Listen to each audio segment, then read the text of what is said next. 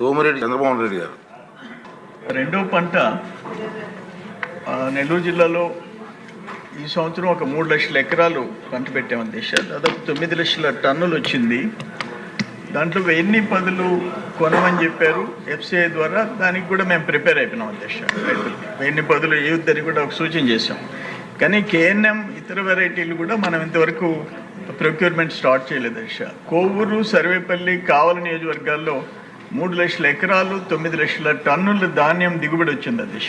నేనేమంటానంటే second crop ఇప్పుడు last year ఇప్పుడు కేఎన్ఎం సన్నాలు ఇప్పుడు లాస్ట్ ఇయర్ మనం కేఎన్ఎం ప్రొక్యూర్ చేసాం నెల్లూరు జిల్లాలో.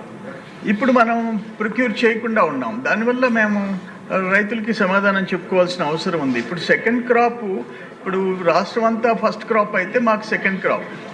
ఇప్పుడు ఒక్కొక్క సంవత్సరం 2014-19లోనే మనం 13,000 చిల్లర చేసాం. 17-18లో 49,000 టన్నులు చేసాం.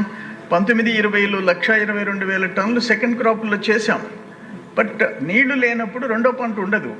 నీళ్లు పుష్కలంగా సోమశిల, కండలేరులో సర్ప్లస్ వాటర్ ఉన్నప్పుడు సెకండ్ క్రాప్ ఇచ్చుకుంటాం. 3 లక్షల ఎకరాలు 9 లక్షల టన్నులు. ఇప్పుడు పుట్టి మాకు 860 కేజీలు. ఒక్కొక్క క్వింటాల్కి ఎంఎస్పి మీద 400-500 రూపాయలు తగ్గించి డీలర్లు, బ్రోకర్లు కొంటున్నారు. పుట్టికి 4-5 వేలు పోతుంది. 4 పుట్లు ఎకరాకు పండుతుంది. 15-20 వేలు పోయే పరిస్థితి వస్తుంది.